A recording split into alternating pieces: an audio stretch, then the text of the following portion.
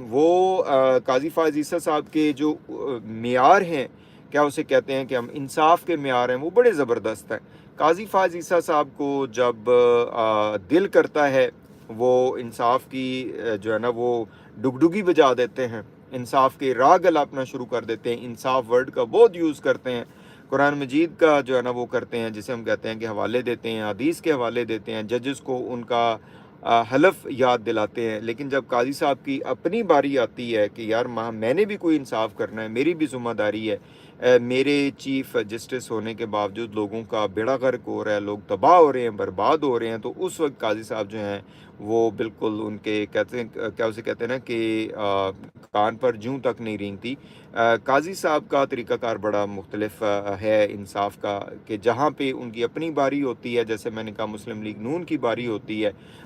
اس کے بعد Peoples party کی ہوتی ہے، وہاں پہ تو جیسے اب یہ ریزرو سیٹوں کا کیس تھا، قاضی صاحب بلبلا رہے تھے، قاضی صاحب کی روح آسمان پہ، زمین پہ، چھتوں کے نیچے، گڑھوں میں پہنچ گئی، کیونکہ وہ روح جو ہے اس کو انصاف چاہیے، کیونکہ اگر ڈیلے ہو گیا تو بہت بڑا نقصان ہو جائے گا۔ لیکن یہی قاضی صاحب ہیں، شہید ارشد شریف، اللہ تعالیٰ ان کے درجات بلند کرے، ان کے قتل کو، ان کے شہادت کو، مرڈر کو تقریباً سال ڈیڑھ ہونے کو آیا ہے، لیکن قاضی صاحب نے ان کی وہ لگائی نہیں ہے، جسے ہم کہتے ہیں اپلیکیشن ہی نہیں لگائی۔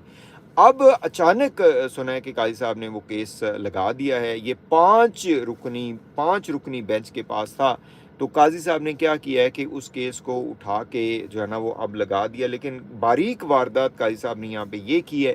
کہ انہوں نے وہ جو اب 3 رکنی بینچ کے سامنے لگا دیا کیس، اور اس میں بھی لگایا ہے، جسے ہم کہتے ہیں کہ ان کو اپنے جو 3 رکنی بینچ، اور اس میں بھی جو چیف جسٹس اب آنے والے ہیں منصور علی شاہ صاحب، ان کے حوالے سے وہ کیا ہے، ان کے ذمہ لگا دیا یہ کیس، ٹھیک ہے۔ اب دیکھنے والی بات یہ ہے کہ قاضی صاحب کو اچانک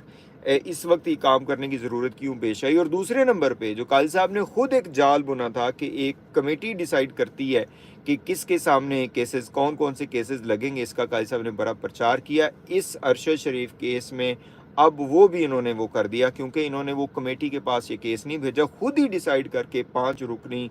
بینچ سے 3 رکنی بینچ پہ کر دیا۔ تو اس پہ لوگ بہت زیادہ سوال اٹھا رہے ہیں کہ پہلی بات تو یہ کہ قاضی صاحب نے اپنے بنائے ہوئے اصولوں کو توڑا، ان کو وہ جو بھی کمیٹی ہے اس میں بھیجنا چاہیے تھا، وہ ڈیسائیڈ کرتے۔ سیکنڈلی جو باریک واردات قاضی صاحب نے یہاں پہ کی ہے جی، بھگوان دین، بالکل thank you so much, we do pray and we hope for the best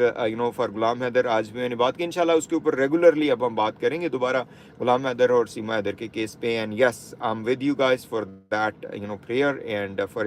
for the safe return of his kids, ٹھیک ہے جی۔ تو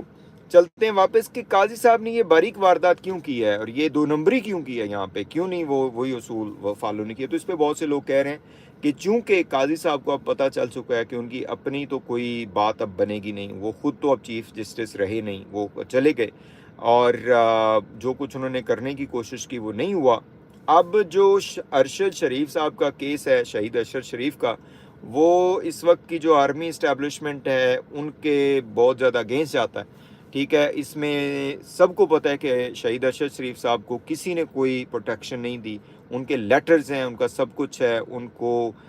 بہت برے طریقے سے جو ہے نا وہ اس دنیا سے وہ چلے گئے، ان کو شہید کیا گیا، اور اس میں ظاہر ہے تانے بانے بہت زیادہ ادھر ادھر ملتے ہیں۔ پہلے تو یہ کیس ہی نہیں لگا،